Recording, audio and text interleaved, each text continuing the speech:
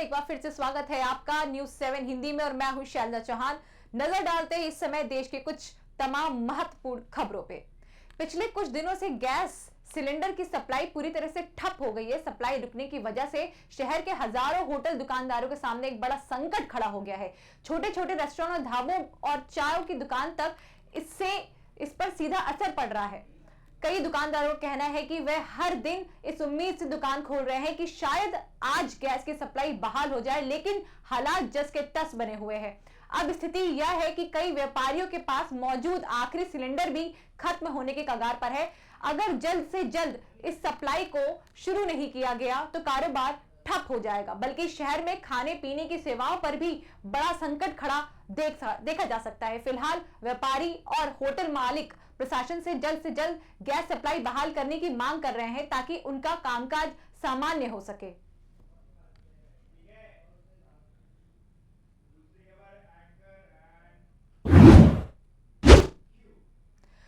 हरीश राणा एक नौजवान जो 13 सालों से बिस्तर पर बेहोश पड़े हैं कि जिंदगी और उनके परिवार की पीड़ा पर सुप्रीम कोर्ट ने अहम फैसला सुनाया है। उनकी मां, जो पहले अपने बेटे के स्वास्थ्य होने की दुआ करती थी, ने बेटे के लंबे समय से बेबसी देखकर उसकी मौत की गुहार लगाई थी। अदालत ने इस संवेदनशील मामले में जीवन और मृत्यु से जुड़े कानूनी और नैतिक पहलुओं पर विचार करते हुए निर्णय दिया है। हरीश राणा के मामले ने यह सवाल उठाया है कि जब कोई व्यक्ति सालों तक बेहोशी की स्थिति में हो तो उसके जीवन और परिवार की भावनाओं के बीच संतुलन कैसे बनाए रखा जाए।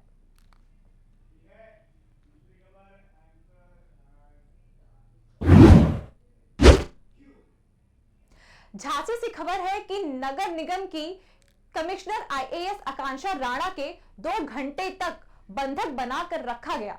मामला उस समय गर्मा गया जब पार्षदों ने अपने बेटे की शादी की होर्डिंग हटाने के विरोध किया। पार्षदों ने विरोध प्रदर्शन करते हुए निगम कार्यालय के गेट पर कब्जा जमा लिया। प्रशासन ने स्थिति को नियंत्रित रखने के लिए मौके पर पहुंचकर वार्ता की और कमिश्नर को सुरक्षित बाहर निकाला। इस घटना ने शहर में प्रशासनिक विवाद और राजनीतिक हड़बड़ी की तस्वीरें उजागर कर दी हैं।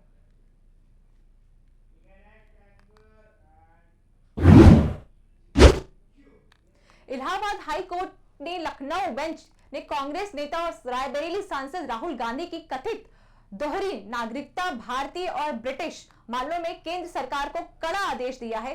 कोर्ट ने सरकार से कहा है कि वह इस मामले की पूरी जांच फाइल पेश करे। यह मामला राजनीतिक और कानूनी दृष्टि से काफी संवेदनशील माना जा रहा है और हाईकोर्ट ने स्पष्ट किया है कि जांच की पूरी प्रक्रिया और दस्तावेजों का खुलासा किया जाना आवश्यक है।